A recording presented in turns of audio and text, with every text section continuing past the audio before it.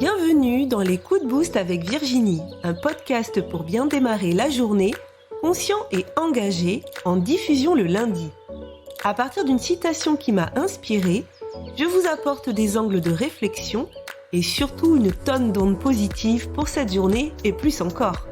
Si vous souhaitez être informé de la diffusion de chaque nouvel épisode, abonnez-vous sur votre plateforme de podcast préférée. Et sur YouTube, pensez à cliquer sur la petite cloche, sinon vous ne recevrez pas les notifications. Pour vivre ces coups de boost en live, rendez-vous le mercredi dans le groupe Facebook privé Osmose Harmonisons nos relations. Vous pouvez aussi me retrouver sur ma chaîne YouTube Virginie Chastel ou ma page Facebook du même nom.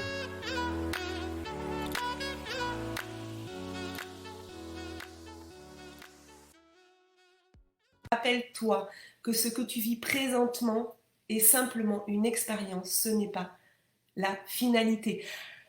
Alors présentement parce que c'est du québécois et c'est Geneviève Gauthier, voilà, merci Geneviève Gauthier d'avoir partagé cette citation sur ton groupe Les Glowers en début de semaine dernière. Et Geneviève, vous pouvez la retrouver dans mes entrevues Osmose sur ma chaîne YouTube. Et j'ai vraiment beaucoup aimé cette citation et je vous en dirai une autre à la fin de Martin Latulippe qui est un petit peu dans le même sens, un petit peu plus longue, c'est pour ça que j'ai choisi celle de Geneviève pour mes publications et je trouvais elle m'inspire en ce moment et j'avais envie de vous la partager. Alors Marilyn, ouais, je suis à mon bureau, tout bien rangé depuis hier, yes, top. Donc Cécile, ouais, première en live ou plutôt semi-live, oui, parce que tu dois partir. Bisous à vous toutes, excellent mercredi, je file sous la douche. Ok, bisous. Et Natacha, c'est pour moi le message. Oui, je pense que c'est ça que tu veux me dire, ouais. Est-ce que tu vas bien, toi, ou est-ce que le ventre est barbouillé? J'espère pas. Alors par rapport à cette citation, rappelle-toi que ce que tu vis présentement est simplement une expérience, ce n'est pas la finalité. Ah oui, tu veux dire, ça y est, c'est bon, j'ai le cerveau ce matin, c'est pour toi, ouais, cette citation. Ouais, je te l'ai dit hier, hein, qu'il y en avait une toute spéciale pour toi, même si je ne savais pas qu'elle allait te parler autant, mais je pense qu'elle va parler à beaucoup de personnes. Et c'est vrai qu'il y a des journées où on est en pleine réalisation, on sent que tout est possible, qu'on vit des réussites, des aboutissements, tout va bien. Et puis, il y a des journées où rien ne va, où on s'est dit qu'on s'est levé du mauvais pied, que c'est pas notre jour. Est-ce que ça vous arrive des journées comme celle-ci, des journées qu'on appelle sans, hein? Est-ce que ça vous arrive de vous sentir dépassé par les événements, de ne pas comprendre ce qui vous arrive et parfois même de ne pas accepter ce qui vous arrive? Dites-moi en commentaire, voilà, si ça vous arrive des journées ou des moments où vous vous découragez, où vous voyez bien tout ce qui ne va pas, hein, et où parfois vous ne voyez pas le bout du tunnel. Vous savez, le verre à moitié vide, à moitié plein, est-ce que ça vous arrive des journées où pour vous c'est le verre à moitié vide, où vous ne savez pas quand est-ce que ça va s'arrêter, quand est-ce que ça va... Voilà, et que ce que vous vivez à ce moment-là, c'est un frein. Oui, elle parle à beaucoup d'entre nous, je pense, ouais, effectivement, Myriam. Et du coup, est-ce que vous voulez bien, pour celles qui veulent, partager dans le chat peut-être le dernier moment dont vous vous souvenez où ça ne s'est pas passé comme vous l'auriez souhaité, ou ce qui vous arrivait, vous bloquez, vous n'arriviez pas à voir plus loin que cet événement-là. Hein, est-ce que ça peut être à l'échelle de la journée, ça peut être à l'échelle de l'année, voire plus. Je vais vous donner après moi des exemples pour illustrer cette citation, mais je suis curieuse de savoir ce que vous mettez.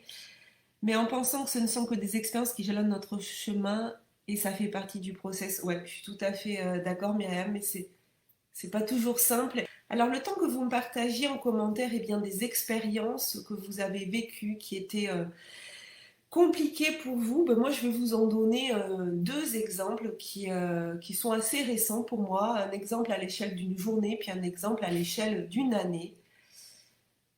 Ouais, Natacha, ouais, je suis dedans, même si je sais que ça va s'arrêter, je n'en vois pas la fin. Ouais, je sais, et ça c'est compliqué. On en a parlé hier déjà, et j'espère qu'aujourd'hui, ça va donner d'autres perspectives.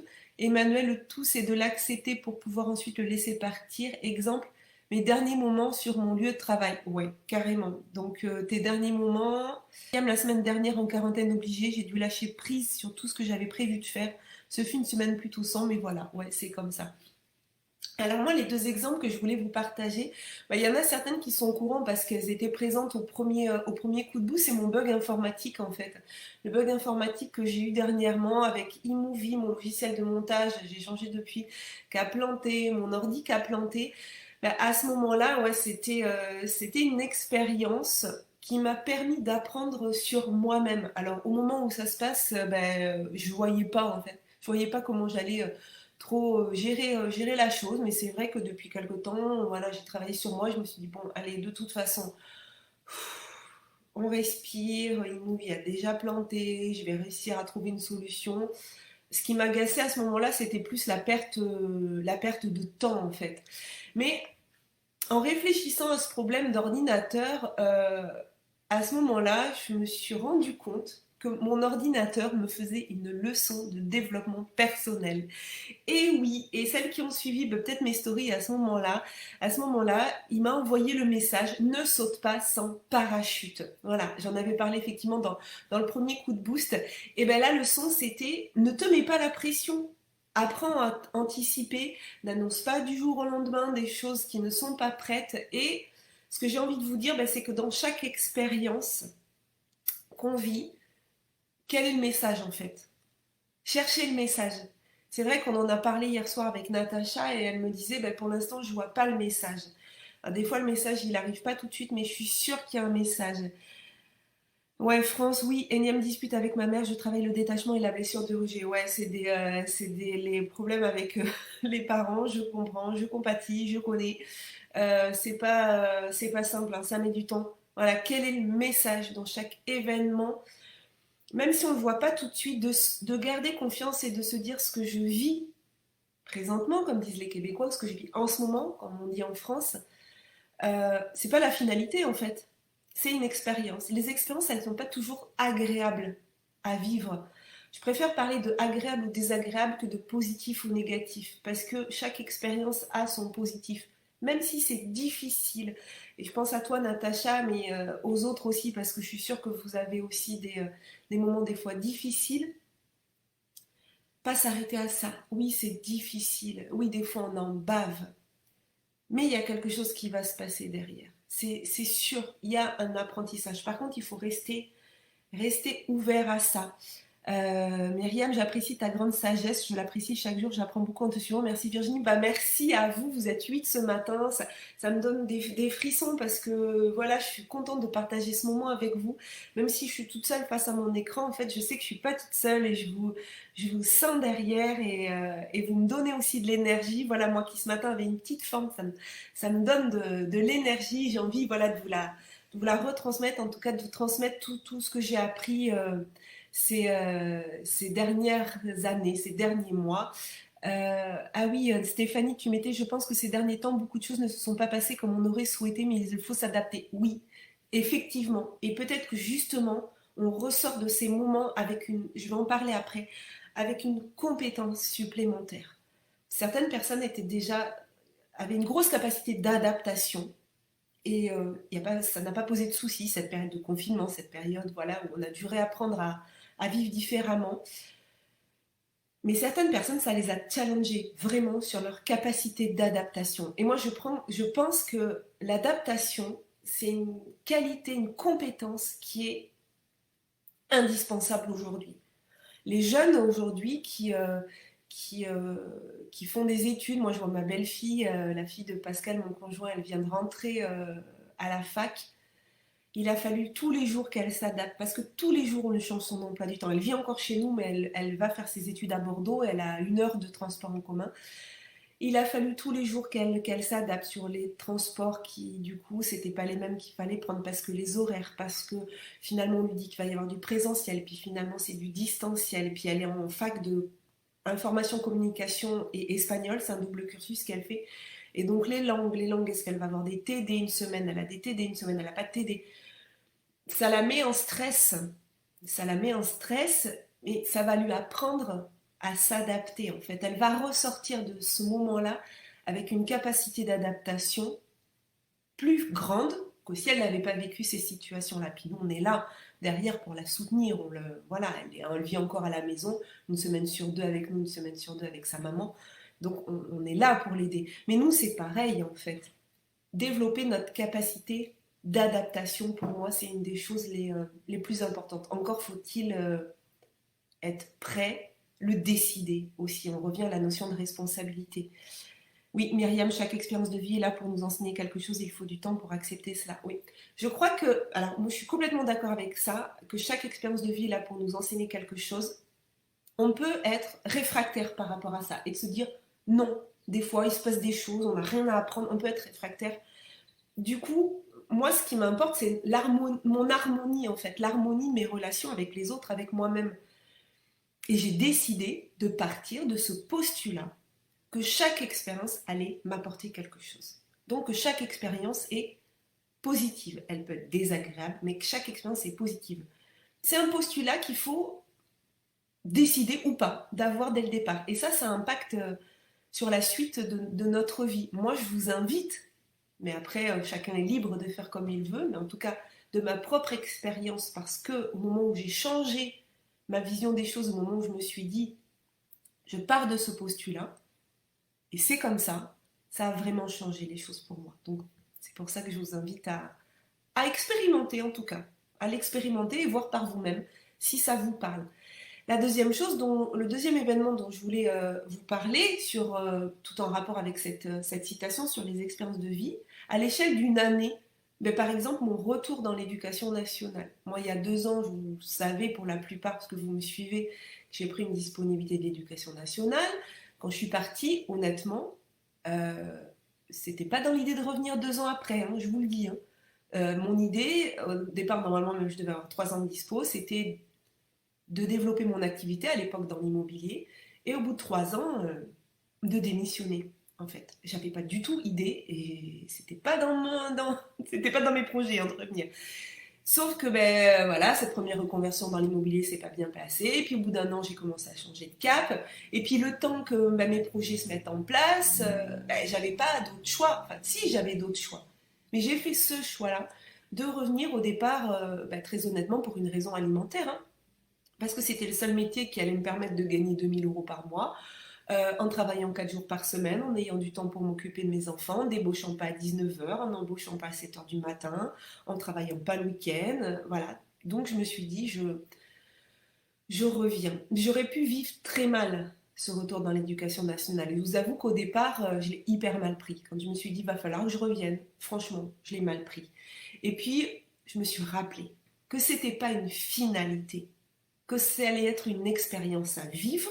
C'est pour ça que j'ai voulu vivre cette expérience éducation nationale différemment, que j'ai choisi d'aller dans l'éducation spécialisée et pas revenir dans l'enseignement traditionnel. Et en me rappelant que c'était pas une finalité, que j'allais y revenir pour 1 an, 2 ans, 3 ans, je sais pas, eh bien ça m'a permis de vivre mieux la chose et de se dire que c'est une expérience. Et de cette expérience que j'allais, comment dire, qu'il allait en découler un apprentissage. Que c'était pas un échec, que c'était pas une destination. Que j'allais oui, qu'il allait en découler un apprentissage et que j'allais peut-être même avoir des compétences supplémentaires. Alors on pourrait se dire, je retourne dans l'éducation nationale, ça fait 15 ans, j'ai enseigné pendant 15 ans, qu'est-ce que je vais apprendre de plus? Justement, en allant dans l'éducation spécialisée, donc en me mettant un peu dans une zone d'inconfort, en sortant de ma zone de confort, là, je vais gagner des compétences. Et moi, je vous invite à vous poser la question suivante. À chaque fois que vous vivez une expérience qui vous déplaît, je vous invite aussi à ne pas dire positive ou négative, parce que du coup, ça met dans un état d'esprit négatif, mais plutôt de dire agréable ou désagréable. Eh bien, je vous invite à vous poser cette question à chaque fois que vous vivez une expérience qui vous déplaît, qui vous donc paraît peut-être, qui vous apparaît comme une finalité ou comme un obstacle, de vous poser cette question. Qu'est-ce que cette expérience m'apporte aujourd'hui qui va me servir pour plus tard? Vous pouvez faire une liste, hein. Moi je l'ai faite et je vais vous la partager. Vous pouvez faire une liste et la compléter au fur et à mesure.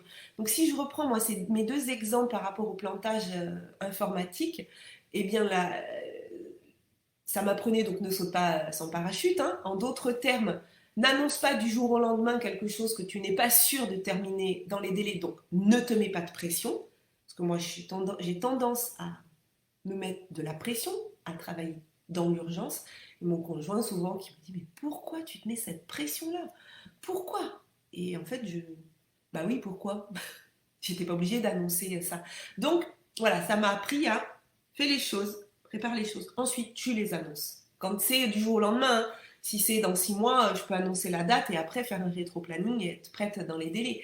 Et puis ma reprise dans l'éducation nationale. Ah merci France, ouais, merci de la richesse de tes propos ce matin, ils me vont droit au cœur, douceur, tendresse, accueil de soi, merci, bah merci à toi pour ton message, ça me fait plaisir. Je vais vous la dire, la liste, moi je l'ai faite sur ma reprise dans l'éducation nationale. Ben déjà, me redonner un rythme que j'avais perdu. Partir au travail en dehors de la maison, avec des horaires. Donc me redonner un rythme. Ça m'a redonné un salaire. Ça m'a redonné des relations avec des collègues. Que j'avais plus de relations avec des collègues en fait, puisque j'étais indépendante, je travaillais toute seule. Et en plus là, les collègues, ils sont sympas. Donc c'est pas rien. Ça va me donner des compétences que je n'avais pas. Travailler avec un public de jeunes en difficulté sociale. Moi, je travaille avec des jeunes qui ont entre 11 et 18 ans, mais donc je travaille en ITEP, Institut thérapeutique et éducatif pédagogique, je crois.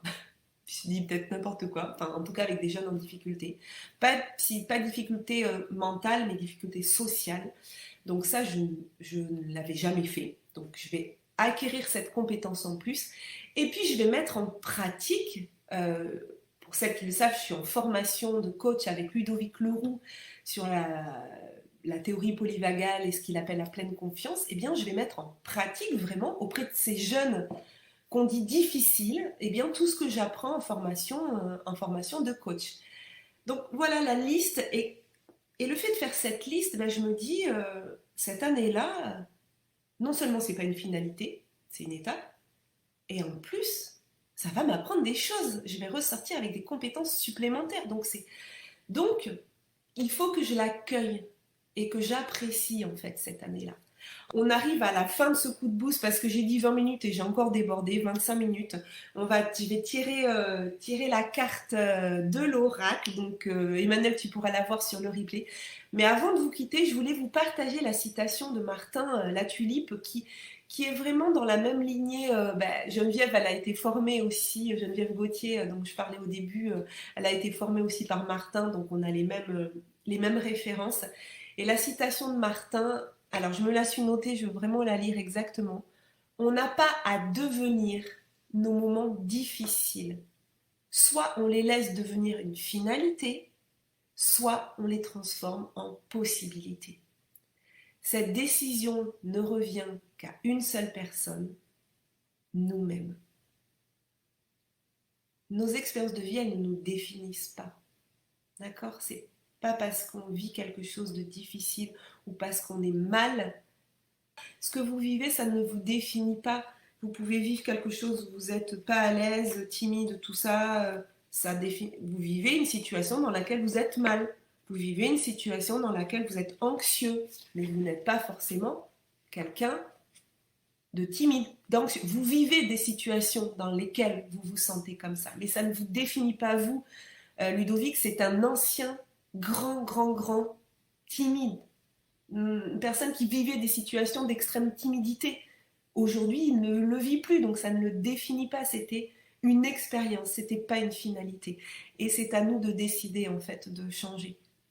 De la difficulté, de la contrainte, naît des possibilités.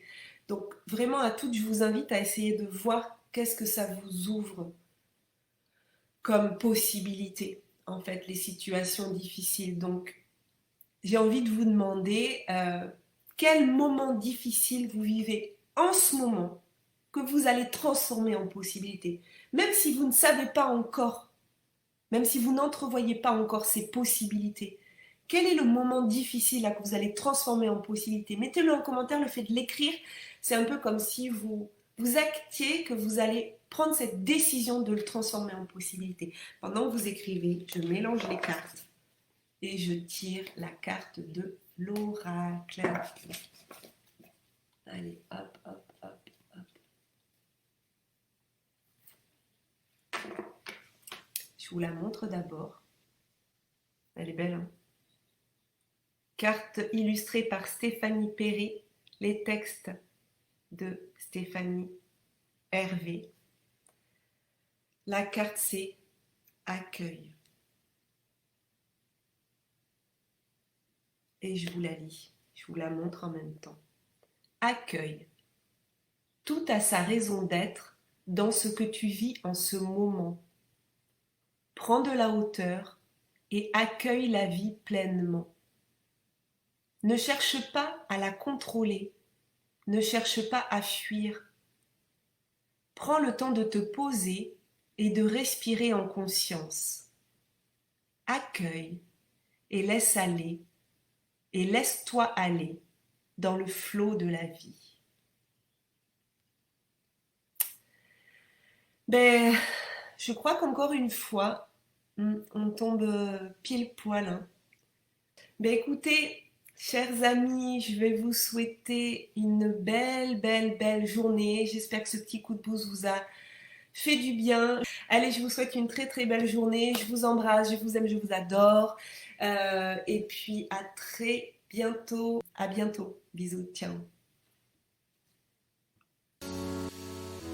Si ce coup de boost vous a plu, sentez-vous libre de le partager. Je vous invite aussi à découvrir mon autre podcast, Osmose, harmonisons nos relations, dans lequel je vous propose tous les vendredis une aventure audio vers la découverte d'une personne qui m'a partagé son histoire, ses épreuves et les actions mises en place pour retrouver son équilibre et son énergie. Belle journée à vous et surtout, prenez soin de vous.